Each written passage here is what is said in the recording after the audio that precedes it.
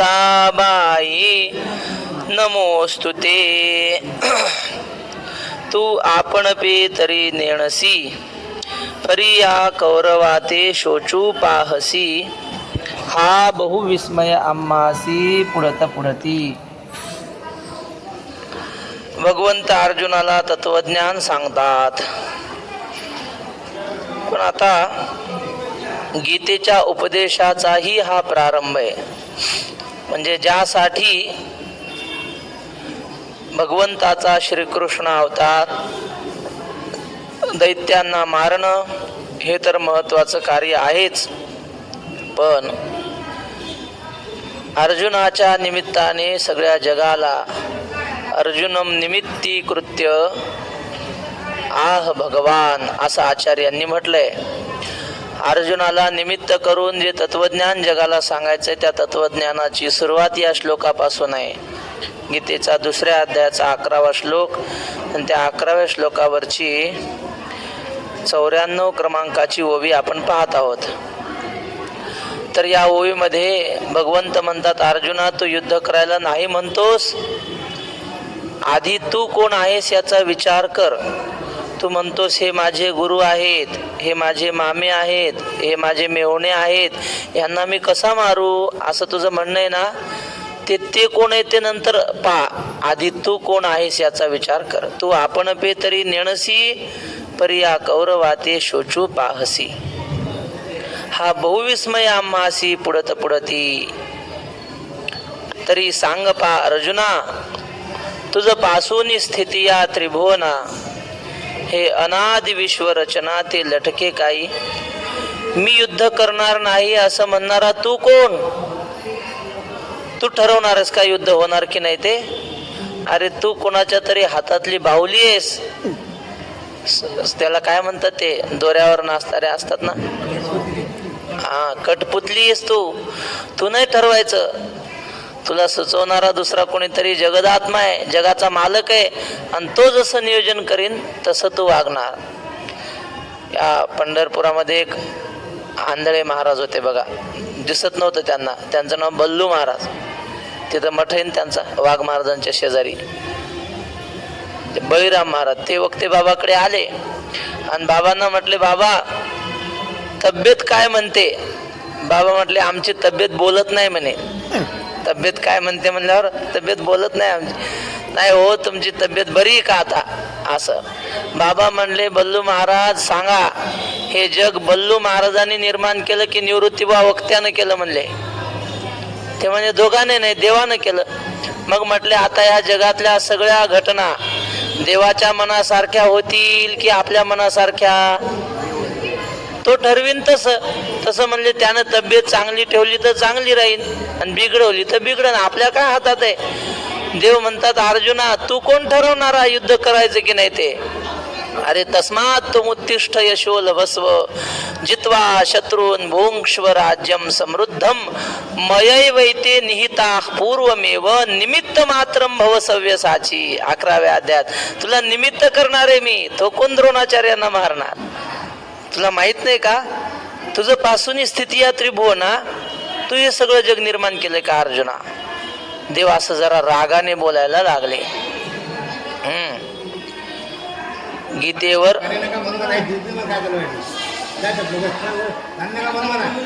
माऊली तिकडं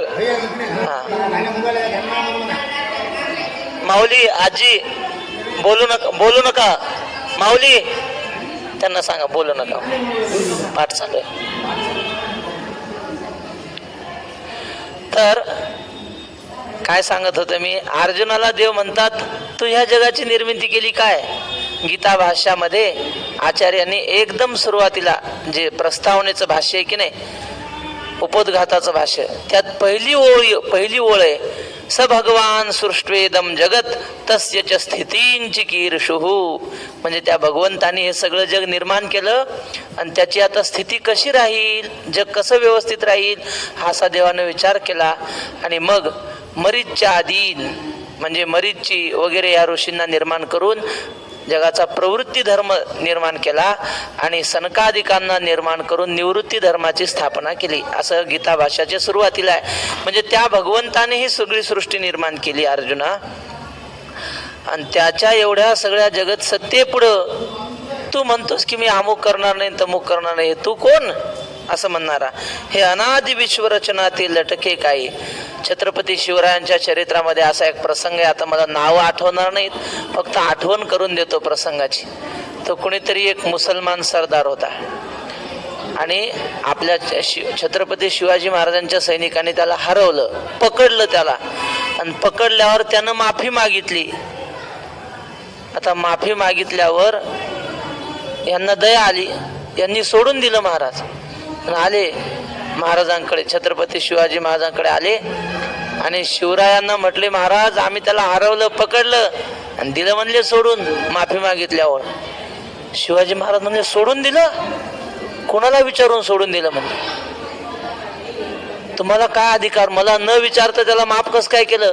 त्यांनी आपल्या हजारो आया बहिणीची आबरू लुटली, गावं उद्ध्वस्त केले आणि त्यांना तुम्ही सोडून दिलं? असे तापले महाराज छत्रपती शिवाजी महाराज. तोंड दाखवू नका मला, रागाच्या भरात बोलून गेले. मग यांनाही खूप वाईट वाटलं की आपण मनाने कारभार केला. आणि मग ते 7 जण सरदार होते, 7. ते म्हटले आपला राजा आपल्यावर रागावला ना, आता आपल्या जगण्यात अधिक म्हणजे जगण्यात काही अर्थ नाही, आता मेलेलं बरं. पुन्हा हे फक्त 7 जण गेले, शत्रू सैन्यावर तुटून पडले आणि शेवटी मरावं लागलं. त्याच्यावर ते गीत आहे ना जुन्या काळात, वेगात मराठे वीर दौडले 7. ते 7 जण होते ना, ते 7 जण मेले शेवटी. मला काय सांगायचं, छत्रपतींनी सांगितलं की मला न विचारता का सोडून दिलं? तसं देव म्हणतो अर्जुना तू कोण ठरवणारा लढायचं का नाही? मी सांगील ते, जगाचा मालक करीन ते करा. हे अनादि विश्व रचना ते लटके काही. ही एवढी मोठी विश्वाची रचना अनादि काळापासून चालत आलेली आहे. या जगामध्ये प्रवाह रूपाने अनादि असतात. माऊली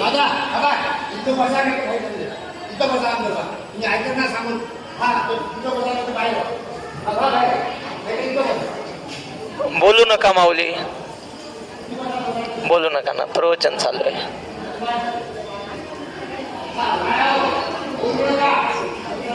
बा द्वादशी आहे. आई आई इथं आवाज चांगला येतो, इकडे या. इकडं माणसाला जागा पुरत नाही, अजून येतात माणसं. या इकडे या. आता सांगण्याला बाय ए बा अरे बाहेर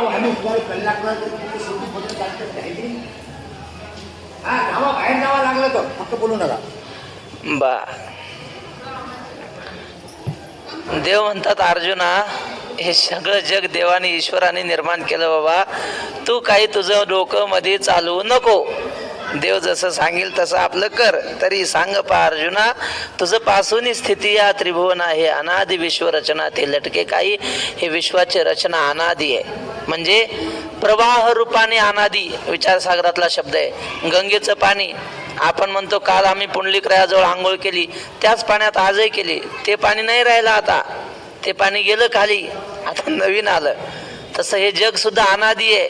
इथं माणसं जन्मत राहतात, मरत राहतात. हे सृष्टी चक्र चालू आहे की नाही? नाथमाजाची गवळण आहे ना, खेळे भवरा गे बाई भवरा, आणि या राधिकेचा नवरा. हा भवरा आहे. सृष्टी चक्र देव खेळतो. म्हणजे अनेक लोक मरतात आणि अनेक जन्माला येतात बरं का. फक्त फरक एवढा आहे, म्हणले जुन्या काळातही शहाणी माणसं होती, आताही आहेत. जुन्या काळातही मूर्ख होती, आता येत. फक्त फरक एवढा आहे की जुन्या काळात शहाणी माणसं जास्त होती, आता कमी झाले. जुन्या काळात चंदनाची झाडं जास्त होती आणि येड्या बाबळी कमी होत्या. आता येड्या बाबळी जास्त वाढल्या. चंदनाचं झाड वाढूच देत नाहीत लोक, आधीच चोरून नेतात. जाऊ द्या. तर अशा प्रकारे हे अनादि सृष्टीचक्र अर्जुना चालू आहे. त्यामध्ये त्या प्रवाहामध्ये आपण विरुद्ध व्हायचा प्रयत्न करायचा नाही, प्रवाहाच्या रूपाने वागलं पाहिजे. कारण असे येथ समर्थू एक हाती तयापासून भूते होती, तरी हे वायाची काय बोलती जगा माझी. लोक सांगतात की एक कोणीतरी जगाचा मालक आहे आणि त्याच्यापासून हे सगळं जग झालं, पण लोक मानत नाहीत देवापासून जग झालं. लोक म्हणतात हे आपोआपच झालं, असं म्हणतात की नाही शिकलेली लोक.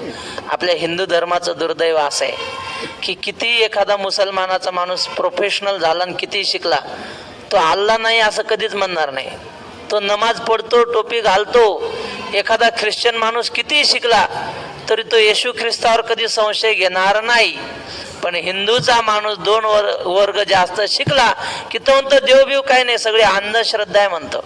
सांगा मग असाच एक अंधश्रद्धाळू म्हणजे आपल्या परमार्थाला अंधश्रद्धा म्हणणारा माणूस तो म्हणायचा हे जग आपोआप झालं, कुणी केलं नाही, आपोआप झालं, नॅचरली झालं म्हणतात.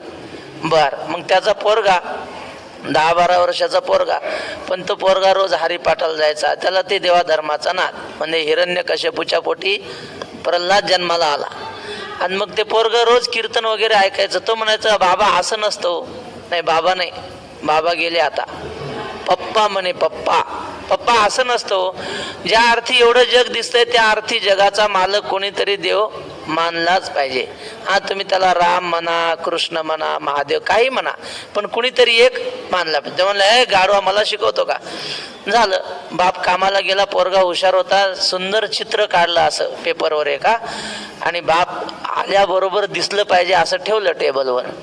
बाप ऑफिसहून आला संध्याकाळी, पाहिलं चित्र, म्हणला बाळू वाह किती सुंदर चित्र काढले रे, कुणी काढलं हे चित्र? तर म्हटलं पप्पा कुणीच नाही काढलं, ते आपोआपच निघलं म्हणे. बाप म्हणला गाढवा चित्र कुठं आपोआप निघत असतं का? तर म्हणला गाढवाचे पप्पा जग कुठं आपोआप होत असतं का? अहो ज्या अर्थी चित्र आहे त्या अर्थी चित्रकार कोणीतरी असलाच पाहिजे, आणि ज्या अर्थी एवढं सुंदर जग आहे त्या अर्थी जगाचा कोणीतरी करता मानलाच पाहिजे. तुकाराम महाराज म्हणतात सांगा झाले हे शरीर कोणाची आसते, कोण बोलवी ते हरिवीन, कोण बोलवी ते देखावी ऐकावी, एक नारायण तयाचे भजन चुको नको. असा कोणीतरी आहे की वृक्षाचेही पान आले त्याची सत्ता, राहिली अहंता मग कोठे. असा कोणीतरी एक समर्थ आहे. मेघांनी वर्षावे पर्वती बैसावे, तुझिया सत्तेने वेदासी बोलणे, सूर्यासी चालणे सत्ते तुझिया, ऐसा तू समर्थ ब्रह्मांडाचा धनी, हे वर्म जाणून शरण आलो. नामदेव महाराज म्हणतात तेच माऊलीने सांगितलं. येथ समर्थू एका हाती आणि तयापासून भूते होती, तरी हे वायाची काय बोलती जगा माझी. अर्जुना हे लोक काय खोटं सांगतात का रे जगामध्ये? हो का? सांप्रतायसे जाहले जे हे जन्म मृत्यू तुर्वा सृजिले, आणि नाशू पावे नाशिले तुझे निकाय. म्हणजे आता काय असं झालं का की ह्या जगातलं कोण मरणार ते तू ठरवणार, अर्जुन ठरवणार आज कोण मरणार आणि उद्या कोण मरणार. तू नाही ठरवायचं म्हणले, ते ठरवले आधीच. लिखने वाला लिख गया कलम उसी के हात, कबीर महाराज म्हणतात. आता खेद करायचं काम नाही. ते विश्वरूपाच्या वेळी कालोस्मी लोक क्षयकृत प्रवृद्ध, असं भगवंतांनी म्हटलंय. या जगाला खाणारा काळ मी आहे. कौरव पांडवांचं युद्ध चालू होतं ना, तेव्हा संध्याकाळी सगळे दिवस मावळला की सगळ्यांनी आपापल्या सैन्यामध्ये जायचं, शिबिरामध्ये रावटीमध्ये जायचं. आणि ह्या भगवान श्रीकृष्ण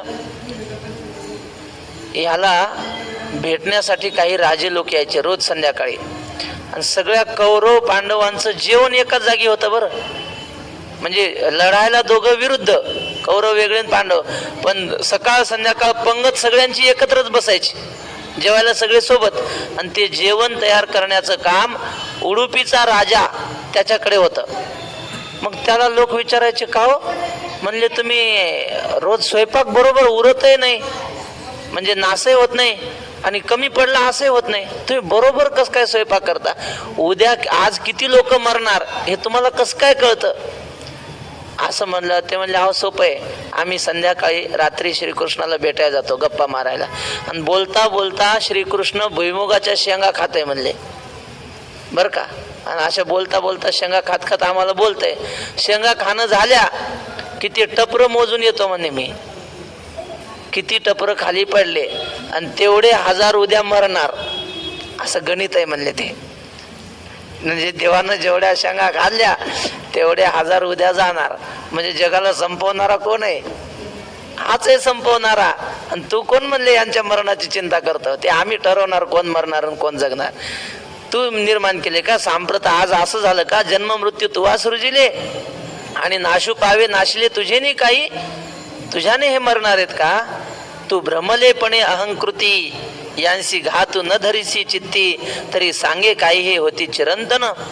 अर्जुना, भ्रमाने तुला अहंकार झालाय आणि म्हणतो मी यांना कसा मारू. तो अहंकार सोडून दे. यांशी घातू न धरी चित्ती, हे मरतील असं मनामध्ये धरू नको. तरी सांगे काही हे होती चिरंतन. बर ठीक आहे, आज तू यांना मारलं नाही म्हणजे हे चिरंजीव झाले का? मग मरणारच नाहीत काय? की तू एक वधिता आणि सकळ लोक हा मरता ऐसी भ्रांती जणे चित्ता येऊ देसी. तू एक मारणार आहेस आणि हे सगळी लोक मरणार आहेत अशा प्रकारचा भ्रम तुझ्या मनात येऊ देऊ नको. अनादि सिद्ध हे आघवे होत जात स्वभावे तरी तुवा का शोचावे सांगे मज. अर्जुना, आजपर्यंत जन्म आणि मरण किती झाले, किती लोक जन्मले किती मेले हे सांगता येत नाही. जगाचं जाऊ द्या, आपण ज्या गावात राहतो इथलं नाही, पंढरपुरात नाही सांगत, आपण ज्या गावात राहतो मूळ गावात, त्या गावात आजपर्यंत किती लोक मेले असतील हो, सांगता येईल का? बरं, मेलेल्याचं जाऊ द्या, जन्मल्याची तर नोंद असते ना. मग जन्मले किती लोक जन्मले असतील आजपर्यंत त्या गावात ते सांगता येत नाही. हे प्रवाह रूपाने अनादि चालत आले. अनादि सिद्ध हे आगवे होत जात स्वभावे जन्मतात आणि मरतात हे चालूच आहे. तरी तू का शोचावे सांगे मज. काल घटना घडली ना कुठं तुम्हाला नाही माहिती, ढगफुटी झाली आणि बातम्यावर 100 लोक जागेवर सांगितले पण खूप लोक मेले. तिकडं आपल्या उत्तरांचलमध्ये, कुठं उत्तर काशी हिमालयात ना, उत्तर काशी हिमालयात ढगफुटी झाली आणि एवढा मोठा पाण्याचा लोंढा आला की मोठ्या मोठ्या बिल्डिंगा वाहून गेल्या. कालची घटना, जुनं नाही सांगत. आणि त्यांना काय माहित होतं असं होईल म्हणून. मग आता अर्जुना, मग आता काय तू ठरवलं काही असं होणार म्हणून? ते तू नाही ठरवणार म्हणले, तू आपलं सांगितलेलं ऐकायचं. बाबा वाक्यम प्रमाणम, बस आम्ही सांगेल तसं, तू डोकं चालवायचं नाही. ते एक सांगतात, देवाच्या डोक्याला डोकं लावू नाही, देवाच्या पायाला डोकं लावा. मग वक्ते बाबा सांगायचे तसं सांगू का साध्या भाषेत सांगू? सांगा, वक्ते बाबाच्या भाषेत सांगू का? पण मग तुम्ही टेप करता, टेप करा, पण ते बाबाची भाषा. बाबा म्हणले एक हजरत होता, हजरत म्हणजे मुसलमान, ते चप्पी करतात लेगायचे दाढी ठेवतात. ओ माऊली, माऊली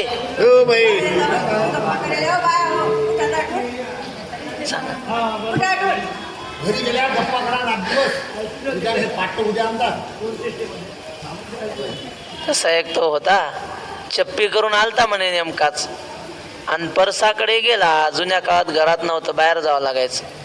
आणि बसला आणि त्या कवटाच्या झाडाखाली बसला म्हणले. आणि शेतात असे येलं होते डांगर, ते मोठाले फळं असतात, काशी फळं म्हणते त्याला, त्याची येलं होते, गंगा फळं. बसल्या बसल्या म्हणे क्या क्या अल्लाह चूत्या है रे. म्हणे इतना मोठा पेड़, इतना बड़ा पेड़ आणि इतना सा फल आणि इतना सा बेल, इतना बडा फल म्हणे उसको. काय देव मूर्ख आहे म्हणे, एवढं मोठं कवटाचं झाड आणि त्याला फळं केवढाले, एवढाले, आणि एवढंसं हातभर येल आणि हे हांड्या एवढं घागरी एवढं फळ त्याला. देव मूर्ख आहे म्हणे लेखाचा. आणि बसला होता कशाला? प्रातर्विधी करायला बसला होता. ते कसं काय वारं आलं आणि एक कवट तुटलं वरून आणि बरोबर याची चप्पी केली होती, टनकन डोक्यातच पडलं.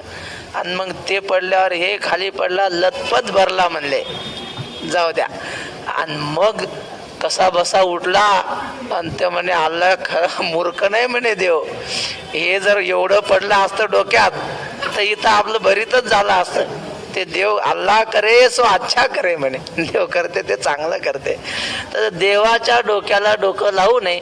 देवानं सांगितलं ना बस देवाच्या इच्छेत आपली इच्छा मिळवणे हे सगळ्या मानवी जीवनातलं सुखाचं सार आहे.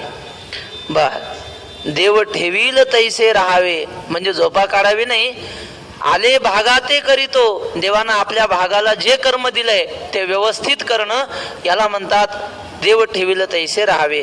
परी मूर्खपणे नेणसी न चिंतावे ते चिंतिसी. अर्जुना मूर्खपणामुळे तुला कळत नाही. वरच्या ओळीत काय सांगितलंय, तुवा का शोचावे सांगे मज अर्जुना. तू का शोक करतोस? विनाकारण शोक करण्यात अर्थ नाही. श्री गुरु बंडाता त्यांनी सांगितलं आता हराळकरांच्या मठात कीर्तनात, एक नवीन विवाह झालेली मुलगी, नुकताच विवाह झाला, नांदायला सासरी आली. घरामध्ये आता मी सांगितलं होतं ते काशी फळ असं वर बांधलेलं होतं, ते बरेच दिवस राहतं ना, मग आपल्याला वाटेल तेव्हा भाजी करता येते त्याची. ते असं शिक्याला बांधलं होतं, वरी दोरीचं शिकं केलं बांधलेलं, आणि ते दोरी जुनी झाली आणि ते शिकं तुटलं आणि ते फळ पडलं खाली एवढं मोठं. आणि ते पडल्यावर ते फुटलं ना, इकडं तिकडं पसरलं. मग ती मुलगी आली आणि तिथं बसून रडायला लागली. ते गोळा करायचं दिलं सोडून, स्वच्छता करायचं ते झालं सोडून, रडायच लागली. सासूला वाटलं हिला काहीतरी झालं, रडायला लागली, कोणीतरी गेलं वाटतंय. सासू रडत बसली. सासरा वाटलं दोघी रडतात म्हणजे काहीतरी झालं. सासरा रडायला लागला, नवरा रडायला लागला. गल्लीतल्या बाया माणसाला काही कारण नाही लागत, दुसरी रडली की ते संसर्गजन्य रोग सुरू होत होतो. आणि रडायला लागली सगळे. एक शहाणा सुलता म्हणून काय झालं रडायला, मला काय माहिती म्हणजे तिला विचारा. तिला विचारलं, ती म्हणजे मला काय माहिती, तिला विचारा. आणि जी त्या पोरीपर्यंत आलं आणि तिला विचारलं, का ग बाई का रडतेस? ते म्हणे बघा ना हे भोपळा खाली पडला. ते म्हणले मग त्याच्यात रडायचं काय काम आहे? तिनं म्हणे नाही नाही, समजा इथं मग लेकरू असतं आणि त्याच्या डोक्यात पडलं असतं तर. ते म्हणले आता लग्न झालंय, अजून लेकरू होईल तेव्हा पाहू म्हणले, आता रडायचं काम नाही. तसं अर्जुनाला देव म्हणतात, अर्जुना आताशी सुरू झालं युद्ध, तू मरशील की ते मरशील कोणी पाहिलं? आणि रडायला कशाला, तुलाच बाण लागून मेला तर. त्यामुळं शोक करू नको. शोक करणं म्हणजे मूर्खपणा आहे. तू परी मूर्खपणे नेणसी न चिंतावे ते चिंतिसी. मूर्खपणामुळं ज्या गोष्टीचा विचार करू नये अशा गोष्टीचा तू विचार करायला लागला. आणि तूच नीती सांगसी आम्हा प्रती. आम्ही सगळ्या जगाचे मालक आणि तू आम्हाला शहाणपणा शिकवतो. संकरो नरकायैव कुलज्ञानाम कुलस्यच. आम्हाला तू सांगतोस देवा हे करणं चांगलं नाही, तू विचार कर, हे युद्ध आहे की पापाची खाण आहे. आम्हाला तू सांगतोस अर्जुना, कसं काय रे हे? त्याला काय म्हणतात हो, मराठीत म्हण आहे ना, ज्ञान सांगे लोकाला पुढचं रिकाम नाही हो, ते झालं. पण त्याच्यापेक्षा भारी एक म्हण आहे, ज्ञान सांगे लोकाला आणि शेंबूड आपल्या नाकाला. असा तसं आहे अर्जुना, तू आम्हाला ज्ञान सांगून राहिला असं होईन. तू पाय ना बा देखे आणि तूच नीती सांगसी आम्हा प्रती. देखे विवेकी जे होती ते दोही तेही न शोचिती. जे होय जाय हे भ्रांती म्हणून या. अर्जुना विवेकी माणूस ज्ञानी माणसं कसे असतात, दोही तेही न शोचिती. दोही तेही म्हणजे जन्मण्याला त्याला हर्ष होत नाही आणि कुणी मेला तरी त्यांना दुःख होत नाही. त्यांना माहिती आहे जन्मनही खोटे आणि मरणही खोटे. पुढे येणार आहे आपल्याला श्लोक, न जायते म्रियते वा कदाचिन. कोणी खऱ्या अर्थाने जन्मतही नाही मरतही नाही, कारण आत्म्याला जन्मही नाही मरणही नाही. आणि देह ज्या देहाचा जन्म होतो तो देह मरणाराच आहे, त्याच्याविषयी काय शोक करायचा. रोज माणूस मरतोय, रोज. आपले केस पांढरे होतात, म्हातारा होतो माणूस. एका दिवसात होतो का तुम्ही सांगा बरं? दिनांक अमुक अमुक दिवशी मी म्हातारा झालो सांगता येत नाही. माणूस हळूहळू हळूहळू म्हातारपणाकडे जातो. आता सुद्धा काल जो आपला देह होता तो आज राहिला नाही. त्यातलं म्हणजे वैद्यकीय भाषेत सांगायचं झालं तर रोज पेशा नवीन जन्मतात, नवीन जन्माला येतात. मग ते कालचा देह मेलेला आहे, रोज मरतो आपण. आणि मग त्या मरणाऱ्या देहाविषयी शोक काय करायचा? शहाणी माणसं शोक करत नाहीत. ते गाडगे बाबाची गोष्ट सांगतात ना, त्यांचं कीर्तन चालू होतं त्यांचं. मग त्यांचं कीर्तन कसं असायचं, आबा सांगायचे, गोपाला गोपाला देवकी नंदन गोपाला गाडगे बाबा फार साधू बरं. आता सगळ्याला सगळं देव देत नाही ते द्या सोडून, पण गाडगे बाबाचे खूप चांगले गुण. ते म्हणले एका ठिकाणी जेवत होते, मग त्यांचं जेवण म्हणजे ते आपल्या खापरात जेवायचं. असे 5-6 जण त्यांचे काही शिष्य वगैरे घेऊन जेवत होते. जेवता जेवताच गाडगे बाबा गेले दुसऱ्या कुठल्या तरी घरी आणि काहीतरी मागितलं, जेवण म्हणा काय. त्या बाईने शिव्या दिल्या गाडगे बाबाला. ते शिष्य म्हणले महाराज आम्हाला सांगायचं ना, आम्ही आणून दिला असतं तुम्हाला भाकरी, कशाला तुम्ही गेले. ते म्हटले इथं फक्त भाकरीच खायला भेटल्या असत्या, शिव्या खायला भेटल्या नसत्या ना, आम्हाला शिव्या खावा वाटतात म्हणले. अमानित्व होतं त्यांचं. कीर्तन चालू आणि चालू कीर्तनामध्ये बातमी आली की बाबा तुमचा पोरगा मेला एक, अशी बातमी आली. गाडगे बाबांनी ती चिठ्ठी वाचली आणि लगेच प्रमाण म्हणलं, किती गेले कोट्या कोटी काय रडू एकासाठी. त्याची चालू होती काय रडू एकासाठी. मग खालचे म्हणायचे काय रडू एकासाठी, काय रडू एकासाठी. म्हणले असे करोडो माणसं मरतात. पेपरला आपण बातमी पाहतो अमुक ठिकाणी अपघात झाला आणि 200 लोक मेले. लोक चहा पित पित वाचतात, 200 नाही हो, अजून 4-5 गेले असतील. उगं लोक काही सांगतात, असं हसत हसत वाचतात. आणि त्यात आपला कुणी गेला असल्यावर मग तोंडचं पाणी पळतं. म्हणजे लोक मेले की दुःख होत नाही. तुंतुने महाराजांच्या भाषेत सांगू का, महाराज सांगतात रोज, बाई मेल्यावर दुःख होतं की बायको मेल्यावर दुःख होतं म्हणले.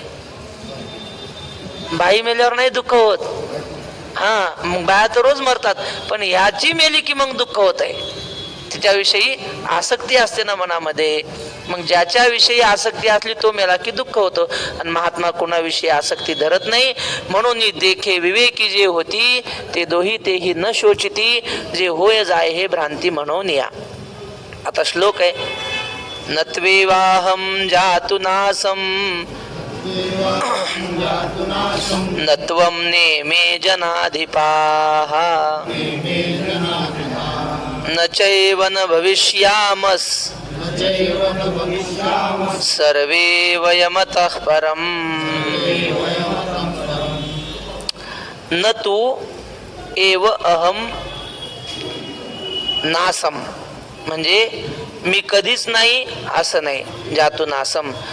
न तू एमे जनाधिपाहा, म्हणजे ही सगळे जनाधिपाहा म्हणजे हे सगळे राजे आहेत की नाही, कधीच नव्हते असं नाही. आणि पुन्हा खाली सांगतात नच एव न भविष्यामहा, हे मेल्यानंतर पुन्हा जन्माला येणार नाहीत असंही नाही.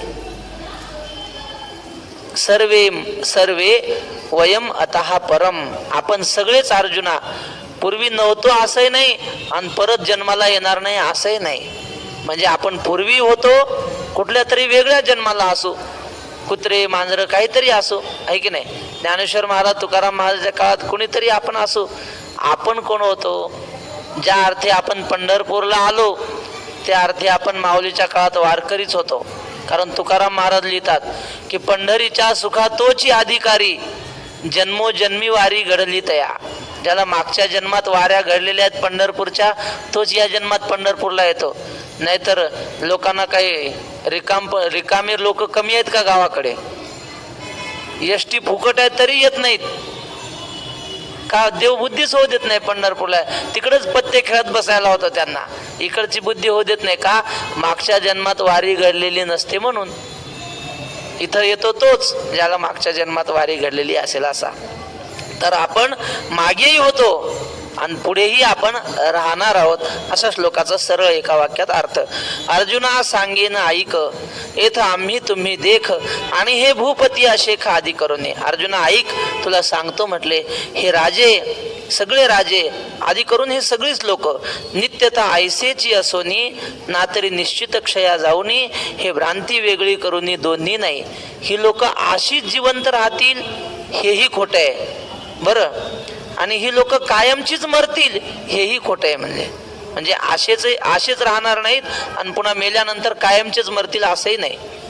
म्हणून ते छत्रपती संभाजी महाराजांची जेव्हा हत्या झाली ना, संभाजी महाराज मरता मरता म्हटले होते की आम्ही मेलो म्हणजे संपला असं नाही, पुन्हा आमच्यासारखे हजारो संभाजी जन्माला येणार आहेत आमच्याकडून प्रेरणा घेऊन. किंवा तुकोबाराय म्हणतात, उपजवून या पुढती येऊ, काला खाऊ दही भात, वैकुंठी तो ऐसे नाही, कवळ काही काल्याचे. पुन्हा आम्ही जन्म घेणार आहोत. याचा अर्थ काय? आपण एकदा मेलो म्हणजे कायमचे संपलो असं होत नाही. असो तेव्हा नित्यता ऐसेची असून नातरी निश्चित क्षया जाऊनी, हे भ्रांती वेगळी करूनी दोन्ही नाही. जन्म नाही खरं नाही, मरणही खरं नाही. हे उपजे आणि नाशे ते मायावशे दिसे, एरवी तत्वता वस्तू जे असे ते अविनाशची. हे जन्मत सृष्टी जन्माला येते आणि पुन्हा नाश पावते. हे जे दिसतं की नाही हे मायेनं दिसतं. माया म्हणजे या जगाची, म्हणजे सगळ्या जगाला निर्माण करणारी, जगाचं कारण म्हणा. तसा भगवान परमात्मा निर्विकार आहे, तो तर जग करू शकत नाही. मग मायेच्या द्वारे या जगाची सगळ्या निर्मिती होते आणि या खोट्या मायेच्या द्वारे हे सगळं जन्मनं मरण खरं वाटतं लोकाला. मायावशे दिसे एरवी तत्वता वस्तू जे असे ते अविनाशची. आणि खरं पाहिलं तर वस्तू म्हणजे परब्रह्म, ते कधीही न नष्ट होणार आहे, अविनाशी स्वरूपाचं आहे. तेची वायूचे स्फुरण ठेले, हा जैसे पवने तो या हलविले आणि तरंगाकार जाहले, तरी कवन के जन्मले म्हणोये तेथ. सोपा दृष्टांत देतात. पाण्याचं तळ आहे भरलेलं आणि वारं आलं, मोठ्यानं वारं आलं की मग काय होतात, त्या पाण्यावर अशा लाटा निर्माण होतात. म्हणजे लाटा जन्माला येतात की नाही? पहिल्या होत्या का? जन्माला आल्या. बर, तरंगाकार झाली. पण खरं सांगा, लाटा जन्माला आल्या आणि पुन्हा वारं गेलं की लाटा पुन्हा विलीन झाल्या. म्हणजे खरंच लाटा जन्माला आल्या होत्या का हो? हा नुसतं पाणी खालीवरी झालं ते पाणीच होतं. लाटा म्हणून नवीन काय जन्माला आलं? कवन के जन्मले. माऊली म्हणतात, कोण नवीन जन्माला आलं होतं आणि केव्हा आलं होतं? काही नाही, ते उगं वाऱ्याने पाणी हल्लं म्हणून आपण म्हणलो या लाटा आहेत. लाटा आणि पाणी वेगळं नाही. वैकुंठवासी शंकर महाराज खंदारकर सांगायचे, ते म्हटले एकदा लाटांचं आणि पाण्याचं भांडण झालं. ते तळ म्हटलं, हे तुम्ही लय गोंधळ करता, लय उड्या मारता, चला निघून जा माझ्यातून. त्या लाटा म्हणल्या, निघून जायला कुठं निघून जावं ते सांगा आधी. आम्ही जाऊ शकतो का तुम्हाला सोडून? नाही जाऊ शकत. का? कारण लाटा आणि पाणी वेगळं नाहीच ना. सोडून जायला त्यांचं स्वरूप वेगळं तर पाहिजे. वक्ते आबा हे मारुती बाबा कुरेकर सांगतात काल्याच्या कीर्तनात, श्रीकृष्णाने गोपाळांना सांगितलं, जा आपापल्या घरी जा, माझी आहे तैशी पाहे, नाहीतरी घरा जाय, चोरोनी या माहे नवनीत आणावे. माझी शिदोरी जशी तशी घेऊन या घरी जाऊन. मग एक गोपाळ आला तर म्हटला, देवा तुला गोष्ट सांगतो म्हणे. एक बुड्ढा होता, 95 वर्षाचा बुड्ढा आणि 90 वर्षाची म्हातारी त्याची, आणि दोघाची भांडणं झाली. संसार म्हणलं की भांड्याला भांडणं लागतात ना. अशी भांडणं झाली जोराची. म्हातारा म्हणला, चल माझ्या घरी अजिबात थांबायचं नाही, जा तुझ्या माहेरी. कोणाला म्हणला? 90 वर्षाच्या म्हाताऱ्याला, जा तुझ्या माहेरी. ती म्हणली, आता माहेरात काय मसनात जाऊ का म्हणे? आता माहेर राहिलं का मला? संपलं आता काय जे आहे ते तुम्ही, आता माहेर बिहेर काही नाही. तसं लाटा ह्या पाण्यापासून वेगळं जाऊच शकत नाहीत, कारण ते त्यांचं स्वरूप आहे. तसं माऊली म्हणतात, वाऱ्याने पाणी हल्लं म्हणजे लाटा जन्माला आल्या आणि पुन्हा वारं शांत झालं, तेची वायूचे स्फुरण ठेले आणि उदक सहज सपाट झाले. तरी आता काय निमाले विचारी पा. वारं शांत झाल्यावर लाटा शांत होतात. काय निमालं म्हणजे काय शांत झालं आता? अहो काहीच नाही. लाटा जन्माला आल्या नव्हत्या आणि लाटा शांतही झाल्या नाही, ते पाणी चाललं. तसंच आहे म्हटले, हे सगळी माणसं जन्माला येत नाहीत, मरतही नाहीत. हे सगळं मायेच्या रूपानं दिसतं, खोटं आहे हे सगळं. मग खरं का वाटतं? त्याचं कारण रंगनाथ गुरुजी परभणीकर सांगायचे. एक राणी साहेब, फार श्रीमंत राजा, पण युद्धात राजा मेला, राणी राहिली. नंतर दारिद्र्य आलं. दारिद्र्य आल्यानंतर एके दिवशी एका ठिकाणचं लग्नाचं आमंत्रण आलं. राणी साहेबांना लग्नाला जायचं होतं, पण अंगावर घालायला सोनं नाणंच नाही, गरिबी आलेली. पण आता पहिलं थाटामाटात राहायची सवय, मग आता गरिबीत कसं राहा वाटत. तिनं आपल्या प्रधानाला सांगितलं का हो आपल्याला लग्नाला जायचं आहे आणि अंगावर सोनं नाणं काहीच नाही, कसं जावं आता. ते प्रधान म्हटलं काळजी करू नका, मी तुम्हाला आणून देतो. त्यानं 1 किलो अलंकार आणले, पण सोन्याचे नाही, ते दुसरे असतात ना कशाचे तरी, बेंटेक्सचे. किलोभर गळ्यातलं नाकातलं सगळे आणलं. आणि ती म्हणली का हो हे डुप्लिकेट मी अंगावर घालून गेली आणि बायांना कळालं डुप्लिकेट आहे तर किती माझा अपमान होईल, बाया काय म्हणतील, एवढी राणी डुप्लिकेट हे घालून आली अंगावर लोखंडाचं असलं. ते प्रधान म्हटलं तुम्ही अजिबात काळजी करू नका, कोण्याच बाईला शंका येणार नाही. खरंच गेली लग्नात ते सगळं घालून. सगळ्या बाया हिच्याकडेच पाहायच्या, वा काय राणी साहेबाचं सोनं, काय राणी साहेबाचे अलंकार. लग्न लावून घरी आल्या आणि मग राणीनं प्रधानाला विचारलं कसं काय हो, कुणाच बाईने शंका घेतली नाही, उलट सगळ्या माझं कौतुक करत होत्या, कसं काय बरं कुणालाच पटलं नाही हे खोटं आहे म्हणून. ते प्रधान म्हटला राणी साहेब त्याचं कारण असं आहे, एखाद्या गरीबाच्या बाईनं जर 1 अलंकार जास्त घातला ना, तो खऱ्या सोन्याचा असला तरी लोकांना संशय येतो. बाया म्हणतात कशाचं खरं ग, पंढरपूरच्या वारीतून आणला असेल, खेळण्याच्या दुकानातून. गरीबाच्या बाईनं घातलं असतं तर, पण राणी साहेबांनी खोटं जरी घातलं तर ते खरंच वाटतं, कारण घातलं कोणी, राणीनं घातलं असेल बाबा, ते राजे आहेत त्यांच्याकडे एवढं सोनं असेल. घालणारी बाई राणी असल्यामुळं खोटं असलं तरी खरं वाटतं, आणि घालणारी गरीबाची असली तरी खरं असलं तरी खोटं वाटतं. तसं म्हटलं ह्या जगाचं अधिष्ठान परब्रह्म खरं आहे, त्यामुळं खोटं असलेलं जग सुद्धा खरं वाटतं. अधिष्ठान कसं आहे, अधिष्ठान सत्य आहे ना, त्यामुळं सत्य अधिष्ठानावर बसलेलं खोटं जगत जरी असलं तरी ते खरं वाटतं. आणि जर अधिष्ठान खोटं असतं तर मग जग सत्य असलं तरी खोटं वाटलं असतं. पण अधिष्ठानाच्या सत्यतेमुळे जगाला सत्यत्व आलंय. पण आहे जग मात्र कसं, अलंकार घातले राणीनं पण आहेत कसे, खोटे आहेत. तसं म्हटले हे जग खरं वाटणं म्हणजे भ्रांती. भ्रांती म्हणजे हा भ्रम आहे. खरं पाहिलं तर ब्रह्म सत्यम जगन्मिथ्या. या श्लोकापर्यंत आपण आलो.